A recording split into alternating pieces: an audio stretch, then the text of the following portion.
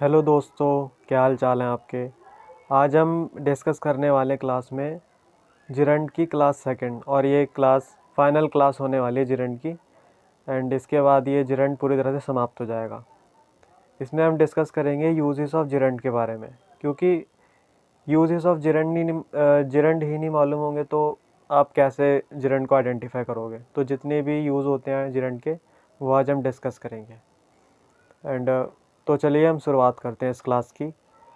Use, example and logics, इन तीनों को मिला के आप ये देखेंगे आपको जिरंड एकदम अच्छे से एकदम क्लियर हो जाएगा।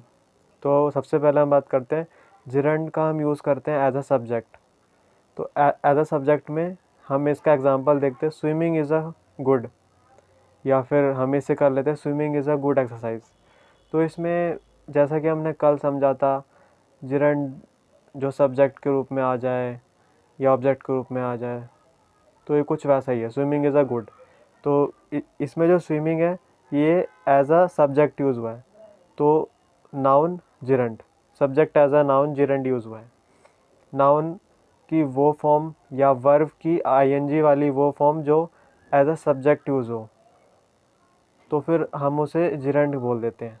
यानी कि नाउन की वो आईएनजी वाली फॉर्म जो एज अ नाउन यूज़ हो, as a subject, as a object, as a subject complement, as a object complement, as a object of preposition, तो फिर हम उसे जिरंड बोल देते हैं। और सेकंड में देख लेते हैं as a object, I enjoy reading, मतलब आई सब्जेक्ट हो गया, इंजॉय वर्ब हो गई, एंड रीडिंग हमारा ऑब्जेक्ट हो गया। एंड जैसे ही ये ऑब्जेक्ट आया तो फिर ऑब्जेक्ट भी एक नाउन ही होता है, तो वर्ब के बाद object as a gerund use हुआ है। फिर से मैं अगेन आपको बता देता हूँ, वर्ब की वो आईएनजी फॉर्म जो एज अ नाउन यूज़ होती है वो जिरंड कहलाती है। जैसे इसमें था I enjoy reading, swimming is a good, इसमें सब्जेक्ट था जिरंड, इसमें एज अ ऑब्जेक्ट यूज़ हुआ है जिरंड। एंड फिर इसके बाद आते हैं सब्जेक्ट कॉम्प्लीमेंट। सब्जेक्ट कॉम्प्लीमेंट मैं आपको इससे पहले ये एक्सप्लेन कर दूँ कि सब्जेक्ट कॉम्प्लीमेंट होता क्या है, ताकि आपको और क्लैरिटी आ जाए, ठीक है ना। सब्जेक्ट कॉम्प्लीमेंट की बात करते हैं। द फूड इज़ टेस्टी, इसमें आप क्या अनुमान लगा सकते हो द फूड इज़ टेस्टी का मतलब क्या हुआ। इसमें द फूड जो है वो सब्जेक्ट है, एंड जो इज़ है, द फूड के बाद जो इज़ आ रहा है ये लिंकिंग वर्ब है, एंड टेस्टी जो है ये सब्जेक्ट कॉम्प्लीमेंट है। मतलब इस टेस्टी ने द फूड की विशेषता बता दी, और तो फिर ये हमारा सब्जेक्ट कॉम्प्लीमेंट बन गया। मतलब जब मोटा मोटा ये समझ लो, जो वर्ड या जो कोई भी क्लॉज फ्रेज वो सब्जेक्ट की विशेषता बता दे, वो हमारा सब्जेक्ट कॉम्प्लीमेंट हो जाता है। जैसे राहुल इज़ अ डॉक्टर, तो जो डॉक्टर है वो भी इसमें सब्जेक्ट कॉम्प्लीमेंट हुआ, हमने एक एग्जांपल और ले लिया। और वैसे ही अब हम बात करते हैं ऑब्जेक्ट कॉम्प्लीमेंट की।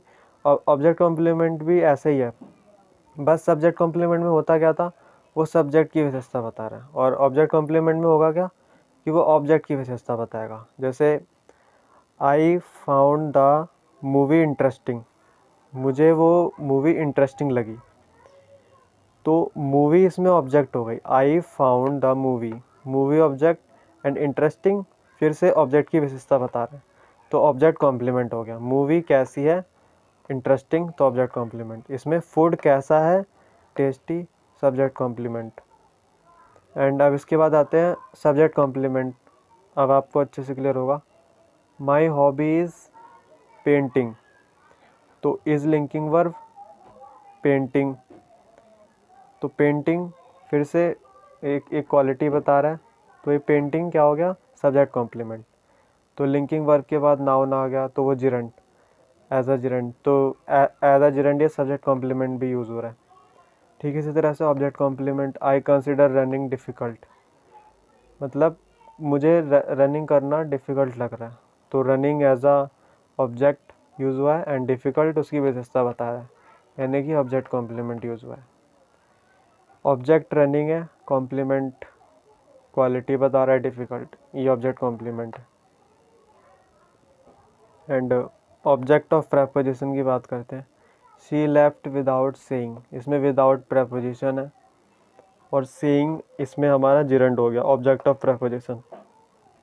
तो देखिए दोस्तों, ये था जिरंड का एक छोटा सा टॉपिक। इसको आई होप आपको अब इसमें सब कुछ क्लियर हो गया होगा। अब इससे ज़्यादा डीप, हालांकि एसएससी, बैंकिंग, रेलवे, सीडीएस में इससे ज़्यादा डीप शायद से नहीं पूछेगा, क्योंकि जिरंड अब इससे ज़्यादा क्या ही अंदर जा सकते हैं।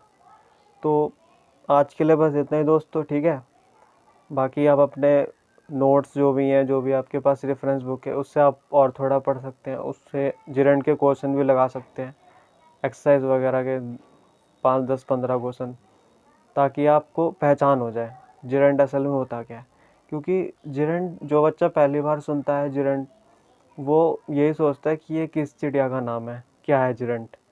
तो बहुत ही सिंपल है जिरंड, कोई ऐसा बड़ा हुआ नहीं है जिरंड। लेकिन ये हम इस पर्पज़ से पढ़ते हैं कि आपको आगे एडवांस वर्ब जैसे टॉपिक होंगे, आगे बहुत सी ऐसी चीज़ें होंगी जिसमें इन सब का यूज़ होने वाला है कहीं ना कहीं। ये तो बस एक छोटी सी टर्म है जिरंड इंग्लिश की। इसके अलावा और भी, जैसे transitive, intransitive, indirect object, direct object, and ऐसी और बहुत सी टर्म है।